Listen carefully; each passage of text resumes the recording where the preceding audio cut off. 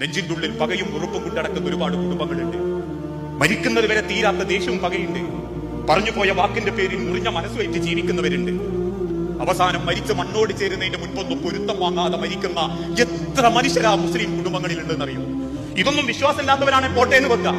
Upper ഭക്തിന് ഒന്നാമത്തെ സ്വപ്പിൽ വന്നിരിക്കുന്ന ഒരു വാപ്പാക്കും ഉമ്മാക്കും കുടുംബത്തിന്റെ ഭംഗി കണ്ടെത്തി തിരിച്ചു പോകാൻ പറ്റിയിട്ടില്ലേ? എന്ത് കാവലാങ്ങൾ പടച്ചോന്റെ അടുത്തേക്ക് കൊണ്ടുവന്ന്, എന്ത് സമാധാനത്തിൽ ഞങ്ങൾ അള്ളാന്റെ അടുത്തേക്ക് മടങ്ങാൻ ആഗ്രഹിക്കുന്നത്? നാട്ടിലെ ഖുർആൻ ക്ലാസ് ഉണ്ടോ?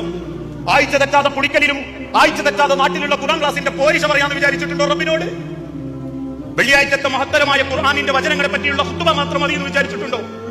അല്ലെങ്കിൽ കിടന്നും ഇരുന്നും സങ്കടപ്പെട്ടും ബുദ്ധിമുട്ടിയും നിസ്കരിച്ചു തീർത്ത നെറ്റിത്തടത്തിലെ നിസ്കാരത്തെ കൊണ്ടും ഉടുക്കുന്ന സലഫി പർദ്ദ മഫ്ത കൊണ്ടും ഓതി തീർക്കുന്ന ഖുർആൻ കൊണ്ടും മാത്രം നിങ്ങൾക്ക് സ്വർഗം തരാന്ന് പഠിപ്പിച്ച മതമാണോ അള്ളാന്റെ മതം? ആ ബോധമുള്ളൂ ചിലർക്ക്. നിസ്കാരവും നോമ്പൊക്കെ ക്ലിയറാ, കുടുംബം നന്നാക്കുന്നില്ല, പരസ്പരം സ്നേഹിക്കുന്നില്ല.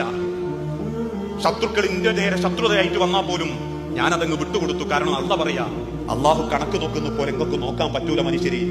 പടച്ചോൻ കണക്ക് നോക്കുന്ന പോലെ നിങ്ങൾ എത്ര പിണങ്ങി നടന്നാലും, നിങ്ങൾ എന്തൊക്കെ അവസരം കിട്ടിയാൽ തിരിച്ചു ചെയ്താലും റബ്ബ്